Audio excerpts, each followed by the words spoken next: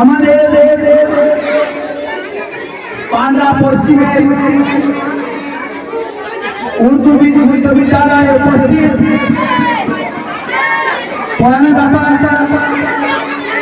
শিক্ষক শিক্ষিকাগণ, আমাদের গ্রামের সমস্ত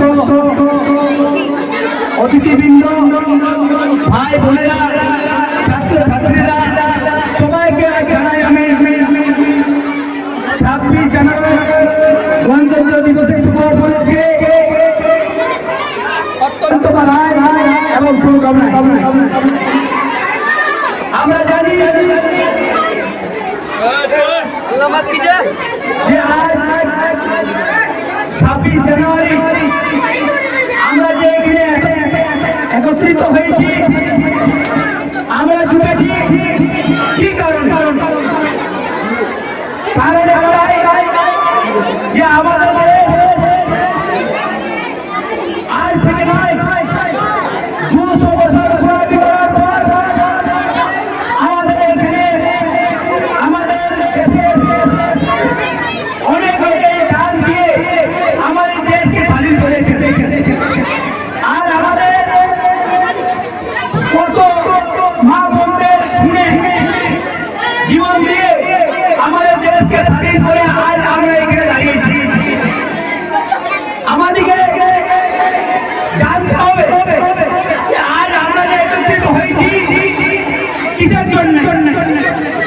এই যে 26 জানুয়ারি আমরা কি জন্য পতাকা উত্তোলন করি, এটা আমাদেরকে জানতে হবে।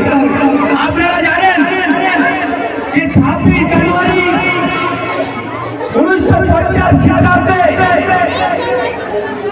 আমাদের এই যে সংবিধান তৈরি হয়,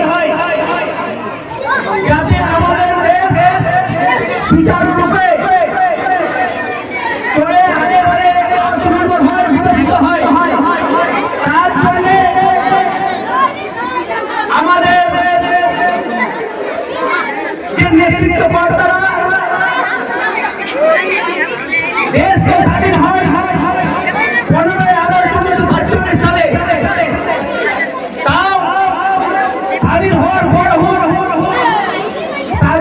পরেও আমাদের দেশ অনুশাসনহীন রাজ্য ছিল, দেশ ছিল।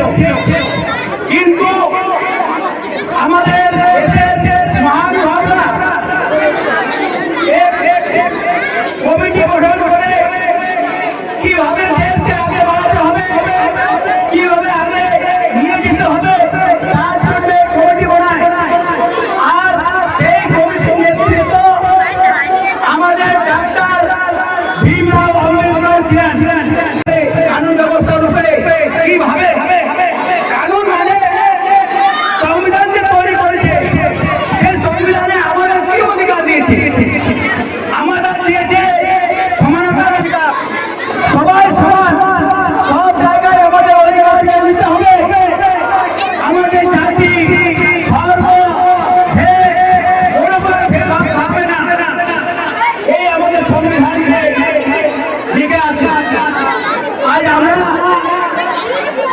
কি নিশ্চয় সংবিধান তো পেয়েছি, আগে এসে আমাদের করতে হবে।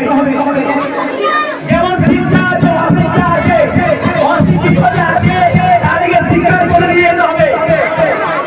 আমাদের দেশে যে ভ্রষ্টাচার আছে, সেই ভ্রষ্টাচারকে মুক্ত করার জন্য আমাদেরকে আগে আনতে হবে। আমাদের দেশকে আগে করার জন্য সবাইকে শিক্ষিত হতে হবে। তাই